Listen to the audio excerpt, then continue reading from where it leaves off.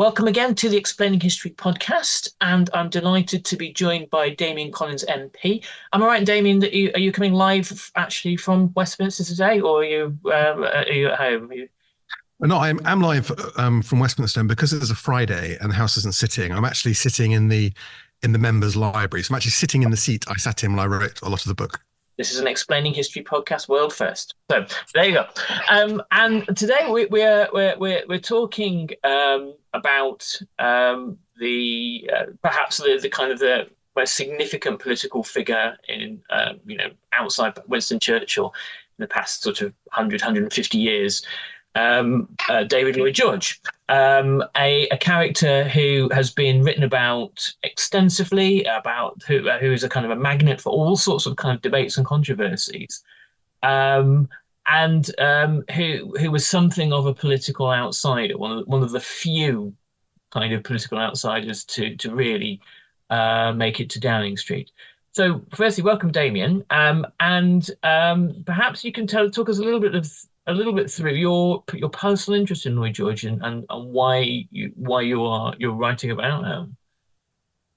Yes. So, well, thank you so much for having me on the podcast. It's great to be with you and the chance to speak for your listeners' benefit. And I was interested in Lloyd George because I think as a subject, it's always interesting when you're looking at people that have done things that haven't been done before. Mm-hmm. And Lloyd George was the first, as he put it, sort of cottage bred man to become prime minister, who didn't go to one of the elite universities or private school. He's, as you said, he came from outside of the establishment. In fact, brought up in a community in North Wales where English would have been his second language, almost as remote from Westminster as you could get. And the other thing I think is really interesting about him, he's one of the very few prime ministers who've taken on that office without even being the leader of a political party.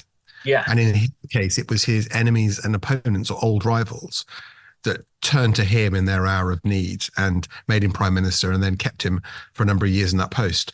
So those, I think, make a sort of intriguing subject for a biography. And a few years ago, I wrote a book about a sort of political figure of the interwar years, Philip Sassoon, who worked for Lloyd George when he was prime minister.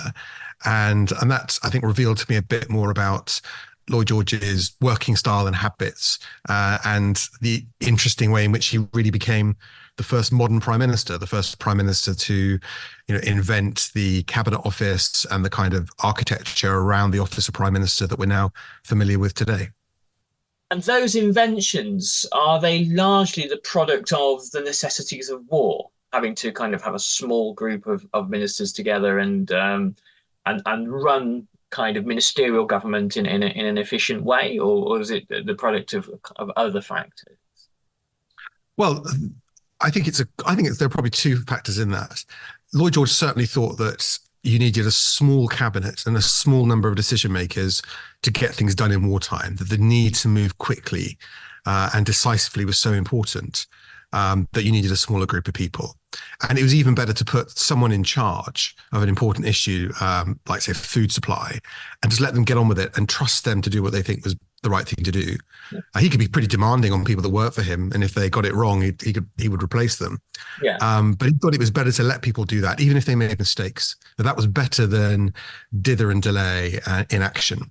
He thought during wartime, big cabinet meetings, didn't make those important decisions and things were left to drift, and that Herbert Asquith as prime minister wasn't on top of things. Also, he had something which I think is consistent throughout his sort of political life, is he had an intense interest in getting at the facts of a new situation, bringing in outside experts, recognizing early on in the situation that he probably wasn't the expert, but he needed to be advised by the person that was, and seeking out that advice very quickly. And I think an interesting example of that, right at the start of the First World War, there is a run there's a concern there's going to be a big run on the banks. Mm-hmm. And Lloyd George, as Chancellor, is famous for his people's budget and introducing old age pensions and national insurance. He wasn't a financier. So he brought in leading economists, including John Maynard Keynes, Lord Rothschild, who'd been an opponent of his, very, very critical of him, but recognised his great expertise, and former Conservative Chancellors of the Exchequer, into a team in the Treasury to advise him on what to do. And they got that right. And I think that's about a working style that is very open to ideas, making sure you're working with the best people, wanting facts and figures. So at number 10, as Prime Minister, he not only created the small war cabinet, but he created this secretariat of advisors, to make sure he always had the most accurate information. There are, I mean, when you read about the various books about Lloyd George, there are a number of books that will say, kind of visionary or Chancellor. This is a kind of like a narrative that follows him around. And you could pluck, half a dozen British prime ministers of the 20th century out of the, in that kind of field. People like Harold Wilson, for example, much is said about him in that way. I mean, do you think that's a kind of like a meaningful conversation about Lloyd George, or are there sort of kind of more different things to be said about him? Do you think that? Well, he was certainly a risk taker. You see that you see that in his personal life. You see that throughout his working life as well. He made his name as a solicitor in Wales by advising a family from a non-conformist church that they could bury their father in consecrated ground in the churchyard, and told the family to break the lock of the churchyard at night and bury him at night because the vicar wouldn't allow it. And that ended up being a celebrated case that went all the way to the Court of Appeal, which Lloyd George ultimately won. So I think that gives you a bit of an idea of his attitude towards taking a risk if you think you're right. Yeah. And that was certainly part of his style. But I think what we see throughout sort of modern British history is often in times of crisis where the conventional ways of doing things aren't working anymore. The establishment is just trying to carry on doing things in the same way in the hope that something changes. And you reach an impasse. What tends to happen in those moments is someone comes along that says, no, we should do it a different way. And this is the way we should do it. And then through their actions and leadership, they get support and the ability to follow through. We often go through periods of that sort of dynamic leadership and then feel we need a bit of a break and a bit of a rest from it. Yeah. And then we move from a prime minister who's like that to one who is more solid and organised and trustworthy maybe, or reliable, but maybe duller. And I think Lloyd George is certainly in the more colourful, risk-taking end of it. But at the time he became prime minister, I think this is one of the things I looked at in detail when writing the book, is that I think one of the things we've slightly forgotten about the First World War is what a close run thing it was, and that there were genuine concerns at the end of 1916 that we were losing, and we would lose, and unless something radical was done. And Lloyd George ended up being the person people turned to deliver that new leadership. The kind of more sort of enigmatic and sort of stranger figure in all of this is actually Asquith. For reasons, I confess I've never fully understood his failings as a wartime leader from 1914 onwards, but by all accounts, he seems to be kind of almost like mentally not present a lot of the time, distracted, disinterested. There's an ideological divide between Asquith and Lloyd George over the question of conscription. Asquith thinks that this is an illiberal thing to do. Whether it was necessary or not is a slightly different conversation. But what's your sense of Asquith and what his failings are really kind of all about? What do you think? Well, I think Winston Churchill said that Asquith was more like a High Court judge than a prime minister. He would sort of weigh up the arguments in cases brought at cabinet and then make a decision or decide not to make a decision and believe that more work was being done. And that in peacetime, that may have been an adequate way of working. But in wartime, it just didn't work because you needed quicker decisions. And I think we can look at two things very briefly, which I look at in the book. One of which is what became the celebrated story of the shells scandal. This was a big press campaign run by Lord Northcliffe that said the reason we weren't breaking through on the Western Front is that we had the wrong shells. We had shrapnel shells instead of high explosive shells. Shrapnel shells have been very effective in the Boer War, but in the First World War, you needed high explosive shells to break through trenches and fortifications. And we needed a lot more of them, and that the Germans had worked this out. Now, this scandal sort of broke in the spring of 1915. And in some ways, it's recorded that it's that sort of press campaign that creates the pressure that leads to the first wartime coalition government being created, the end of the last purely liberal government in England. Mm. But the knowledge of this issue goes back to the early months of the war. People were talking about this in the autumn of 1914. Lloyd George writes an extensive memo to Asquith at the end of that year. He's constantly putting pressure on. But Lord Kitchener, as the War Secretary, doesn't agree. He doesn't agree with these demands for ever increasing amounts of shells and ammunition. And in cabinet, you get the sense, well, Asquith sees his role is to weigh up between these two competing forces and between the view of Lloyd George and the view of Kitchener. And in the end, it's only through Lloyd George's pressure and threats to resign that progress is eventually made. Yeah. But it wasn't like the first people knew about this problem was when it broke in the press. It had been discussed behind closed doors for months. And I think, the story of conscription is very similar as well, where Asquith feels he has to weigh up the competing forces of Lloyd George and some of the Conservatives, and Lord Northcliffe, the press baron, who want conscription. They want more men in the army. The Army High Command want it. And the views of liberals in cabinet who don't agree with it, who don't believe with the sort of the conscription to fight, and people should volunteer if they wish. And again, Asquith's view seems to be to weigh up these competing, and try and balance these competing pressures within the cabinet, until it reaches a point where Lloyd George makes clear he'll resign, and others will too, probably bring the government down. So Asquith goes along with it. And I think you see that just repeated time after time. And eventually, people realise this won't do. And then ultimately, Lloyd George in particular, supported by the Conservative leader, Bonar Law, feel in late 1916 that if we don't want another Somme, if we don't want a rerun of 1916 and 1917, there has to be a change at the top. Yeah. And you have, this is sort of Lloyd George's moment of kind of political triumph. He becomes a wartime prime minister. It also stores up long-term problems for him for the future, doesn't it? Because he alienates a significant chunk of Asquith supporters in the Liberal Party. And then he's reliant on a kind of, essentially, a coalition with the Conservatives thereafter. And he's in 1918, he's the man who won the war. He's a celebrated war leader and meeting at the Paris Peace Conference in 1919, and all these sorts of things.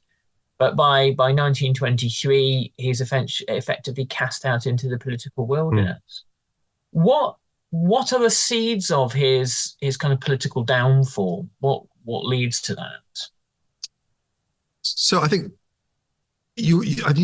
going back to the sort of where you started that question, if you like, the way in which he became prime minister, because again, this builds up over quite a long period of time. Really, I'd say from early 1915 until December 1916, when he does become prime minister. And what Lloyd George has recognised early on is that there's a general election due by December 1915, be 5 years since the previous election. That's probably not going to happen because of the war. The war's not going to be over by the end of 1915. So at some point, the Conservatives are going to have to be brought into the government. And what he starts to do from a very early stage is cultivate those relationships with Andrew Bonar Law, the leader, Arthur Balfour, the former Conservative leader, and then people like Edward Carson. He also comes to the attention, because of his support for conscription, to people like Lord Milner, a sort of a lesser known figure now, but hugely influential political figure who, ironically, Lloyd George had been massively critical of during the Boer War and his administration in South Africa, his colonial administration. But again, this group of people come together because they don't agree with each other on all issues. And in fact, they've largely been opponents in the past.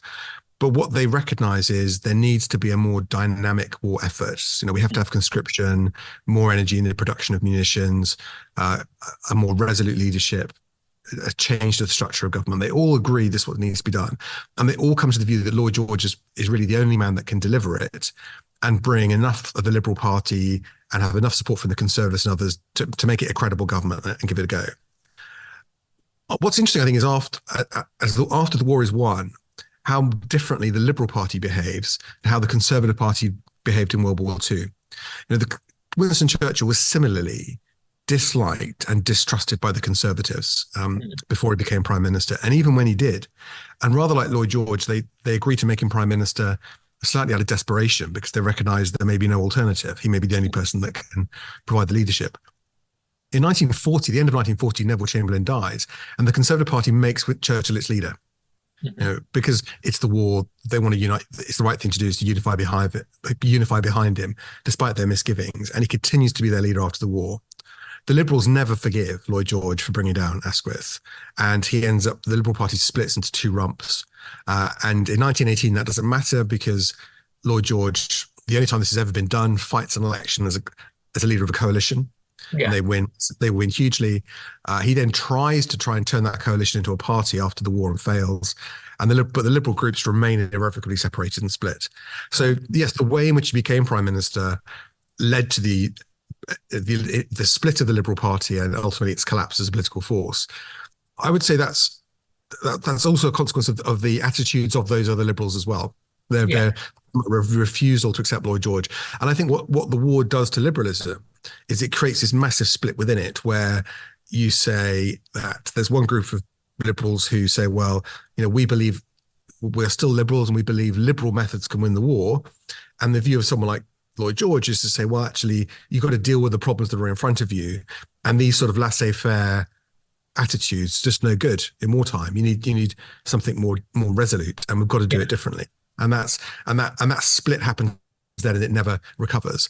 And then what happens in time as well is that because of other issues, dislike of Lloyd George's style, concerns around Lloyd George's some of Lloyd George's policies on reconstruction after the war, and then disagreements over the settlement in Ireland, the Conservatives break away from Lloyd George until they to reach a point where they think, actually, we think he's, rather than being the necessary leader, he's become a liability to us, and we'd rather go it alone.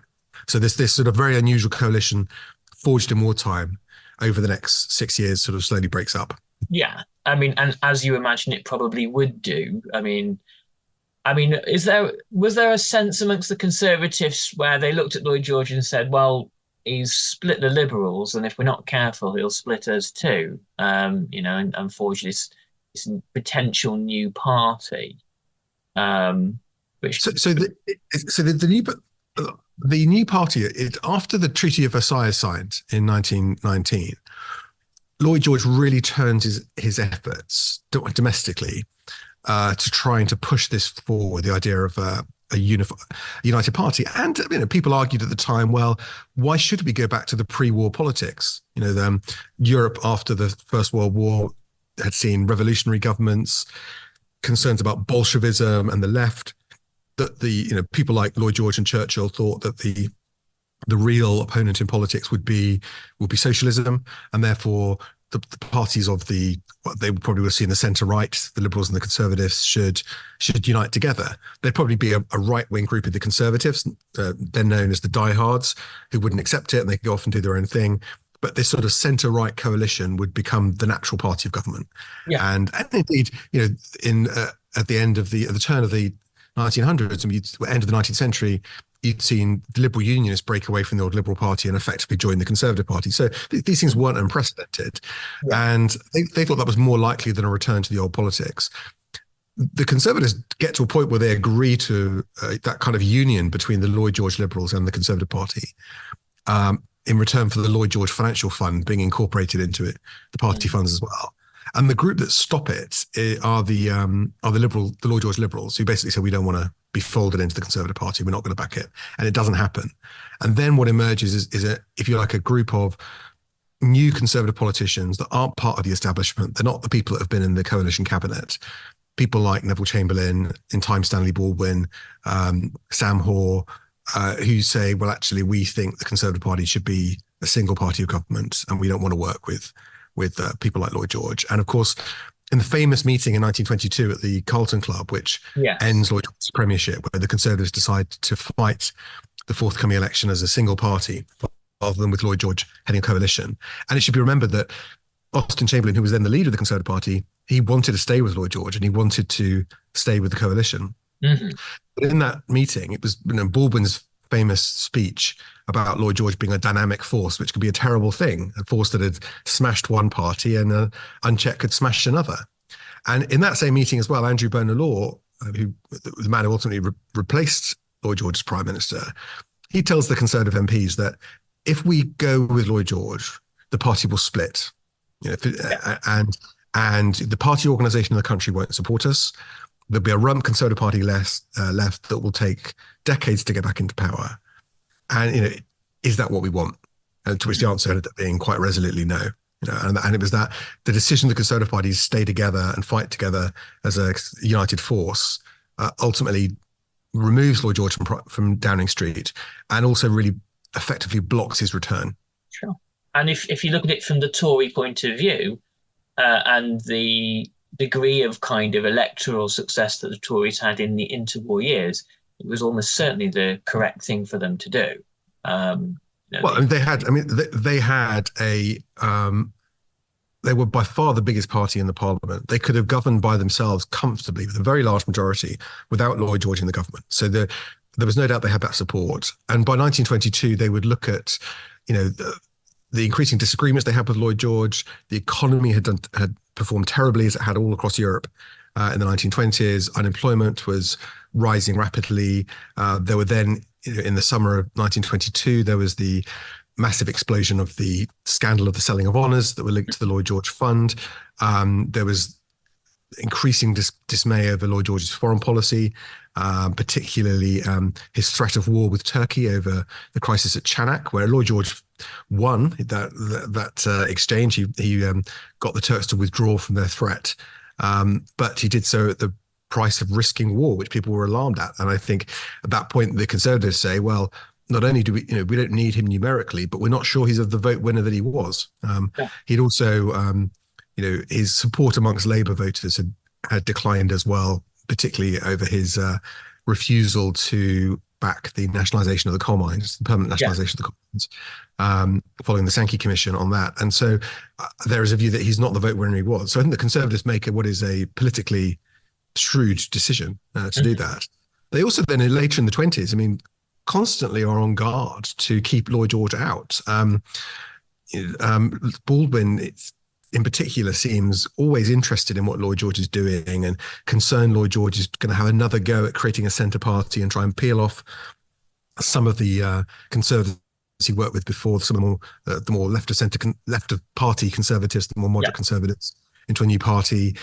He is determined not to allow Lloyd George back into government in 1929, when Baldwin could have easily carried on as Prime Minister with the Liberals as his junior partners, with Lloyd George back in the cabinet, but refuses to do that, would rather let Labour come in again. So Lloyd George remains the kind of spectre at the feast, I think, for much of the rest of his career.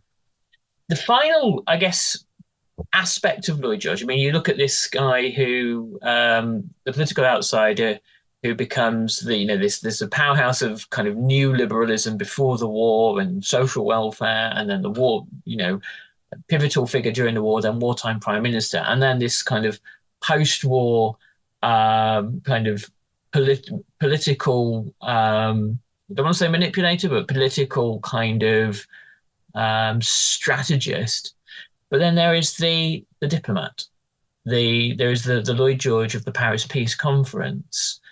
And it's a bit different from Churchill the diplomat, when you have Britain midway through the Second World War whose influence is starting to wane. Britain's influence in 1919 is still a kind of on a par with both, certainly with the United States, that hasn't really quite become the world superpower. What is your sense of him at the Paris Peace Conference? What are his objectives? Well, he plays a very central role, and he was taught. So he was torn himself in some ways, because he thought that we shouldn't be too hard on the Germans. That we had to try and find a way to allow the Germans to recover. And he recognised during the general election campaign in 1918 that there was a lot of public anger about Germany and the Kaiser, and a real determination to make Germany pay, and has set a big bill of reparations. Lloyd George is under pressure to say how much that bill is going to be. The French are certainly saying that's what they want. So Lloyd George is in a position where he's slightly torn between what he said publicly, and what his own private view is on how tough we should be on the Germans. He has to balance off then the French view, led by Georges Clemenceau, who want a punitive peace, on the Germans, And I mean, if Clemenceau could have done, he probably would have annexed the German territories to the left bank of the Rhine. You know, it created a complete buffer zone and very punitive financial penalties. And then Woodrow Wilson, the American president, who wants to try and reset Europe, is not interested in a punitive peace. Is interested in his self-determination policy for Europe and creating the League of Nations. And what Lloyd George has to try and do is navigate between these things, while also looking out for the things he wants for Britain too. He was quite clever at getting some things over. So he manages to hoodwink Wilson into believing that the reparations for war damages should also include things like army pensions for war widows, and some of the civilian costs of the care for wounded soldiers. So that helps Britain a lot. And also in arguing for territories that he wants for Britain in the East, in particular with the breakup of the Ottoman Empire. So he secures, in particular, modern-day Iraq as a British mandate with its rich oil reserves, which are very important to the British Navy and the British economy. So he's pretty good at brokering the deals over the things that he wants to. And I think in the end, he probably plays a slightly moderating factor in terms of the harshness of the terms. He leads the other two into giving way to some of the German demands for concessions and to delaying the decision about how much the reparations should be, and ultimately shifting that debate into agreeing a figure, but then agreeing how it should be paid and trying to make it paid at a rate that the Germans can afford. So I think he is successful in getting what he wants for Britain, but also in probably being a moderating voice. I mean, the Treaty of Versailles is ultimately condemned by history because it failed to provide the lasting peace that the world wanted. And is a very kind of is a flawed strategy. But I think it was one that was a consequence of many different competing factions and views of what people wanted, and a bit of compromise in getting to a resolution. I think the Margaret Macmillan view is that with this kind of explosion of nationalisms in Europe, with the death of these four empires, the fact that peace lasted for 20 years is an extraordinary success. And you have all across Europe little wars happening even when the peacemakers are actually sat down just discussing. And of course, he and Clemenceau, and I guess Wilson as well, all have an eye on another threat in Europe, which is the new Bolshevik Russia. And much of their decision making is influenced by this. There's some attempt even to find out whether Russia will even attend the peace conference. But he was a kind of strident anti-Bolshevik figure. But it's interesting. Lloyd George is one of the early people to push for what they called recognition of the Soviet Union, and this is another one of the areas of split with the Conservatives. So, in 1922, Lloyd George's great initiative was what he thought would be like a second Versailles at Genoa, and it never really quite gets off the ground. By this time, obviously Woodrow Wilson is no longer president of the United States. America hasn't joined the League of Nations and has very much turned its back on European affairs. The French president refuses to attend the Genoa conference, but it goes ahead. It's inconclusive, but for the first time, the Soviet Union is represented as a partner there. And Lloyd George thought that you had to try and deal with the Russians, and opening up Russian trade would be a good thing. Of course, one of the wars that goes on during this period is the war between obviously this ongoing civil war within Russia, but also a war between the Bolsheviks and Poland, which almost becomes the first test of Versailles, where it looks for a moment like the Russians may take Warsaw and effectively reconquer Poland in breach of the Versailles Treaty. And again, sort of Lloyd George and Churchill were quite up for potentially making a military intervention there to stop it. Now, luckily they didn't have to, because the Poles managed to strike back and the war petered out. But this is a theme after Versailles. Lloyd George is the vigorous defender of the Versailles settlement, Yeah. and is prepared to fight for it. I think what's interesting is if you look at then what happens certainly in Britain in the interwar period, a lot of the people who gravitate around Churchill in the 30s and support his initiatives on sort of calling out Hitler and seeking to defend the Versailles settlement. A lot of them are the kind of Lloyd George liberals, or the Lloyd George coalition conservatives, rather. Obviously, Churchill was a liberal then, but Austen Chamberlain in the background is a big supporter. And it's almost like one of the differences is the coalitionists, the Lloyd George supporters, took what we would now call a more hawkish view of foreign affairs. And the people that succeeded them, the kind of Baldwin MacDonald era people, are much more cautious, much less interventionist, don't believe Britain could be the policeman of the world, don't want to constantly be getting involved in all these squabbles. Mm-hmm. And of course, in one of the final acts in his life, Lloyd George actually went to meet Hitler, didn't he? In 1936. What do you think motivated that? It's interesting. So he's, clearly a very big mistake that he made. Wasn't the only one to make it. I found while he was Prime Minister, he used this very historically unfortunate way of describing what his views were, where he described himself as a kind of nationalist socialist, and that he believed in national identity and being proud of the nation. And he believed in some, not in full-blown socialism, but he believed in some degree of social intervention. Mm-hmm. And so you can see how, if that's what he thought his own philosophy was, and he looked at the National Socialist Party in Germany and thought, well, maybe some of their ideas on domestic policy are not so far away from my own ideas.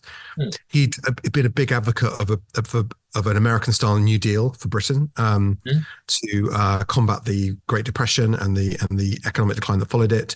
He famously published his We Can Conquer Unemployment report, which proposed a series of interventionist measures from the government to stimulate growth and reconstruction. And when he looked at Germany, he saw that's what he misread what was happening in Germany, and he saw those domestic achievements and saw that Hitler was a man, in his view, who'd got Germany back on its feet, that was following some of the domestic policies that he would have advocated, was similar to what Roosevelt was doing in America. Mm.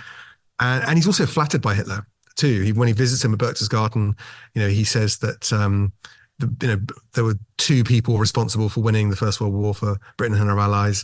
Lord Northcliffe, the press baron, was one, probably a reference to Northcliffe being in charge of propaganda in enemy territories, and Lloyd George. And he credits Lloyd George with being the man who effectively won the war for Britain. And so I think he sees policies he thinks are similar to his own. He's flattered by the Nazis when he gets there.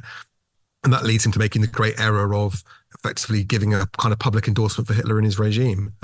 He does slowly, I think, come round to the view that Nazism is a danger. And by the start of the war, even at the start of the war, and even in 1940, he's still not convinced. Certainly in late 39, he's still not convinced the decision to go to war was absolutely necessary or even correct. But certainly by 1940, he's come around to the view that it is. He supports Churchill's appointment as Prime Minister, and arguably what was his last decisive speech in Parliament in the famous Norway debate in 1940 calls for Chamberlain to resign. Right. Well, there we must finish in a moment, but let's have a brief plug for the book. So when is it available at the moment, or is it kind of awaiting publication? So it'll be published on the 23rd of May by Bloomsbury. Okay. Fabulous. So available in all good bookshops. Of course, and I say this at the end of every podcast, if you can support your independent bookshop and not buy from some anonymous warehouse somewhere, then that's the optimum thing to do. So if you can do that, that would be grand. But let's finish there. Damian, it's been an absolute pleasure to chat. And perhaps if you're writing on famous British Prime Ministers in the future, you'd like to come back and we can talk further. Absolutely. I'd certainly be very happy to do that. Thank you so much for having me on the podcast. And thinking of independent bookshops, I will be speaking about the book at the Hay Festival on the 28th of May. And that's where, when I was a student, I grew up in Herefordshire, and Hay's where I used to get a lot of my books. So I would recommend a trip to Hay for people who've not been. One of my favourite places. So I'll put a link. I'll see if I can dig out a link from the Hay Festival website, put it in the podcast notes. And so anyone listening to this, scroll down, book yourself a ticket, go and see Damian talking about David Lloyd George. Thanks so much, everybody. All the very best.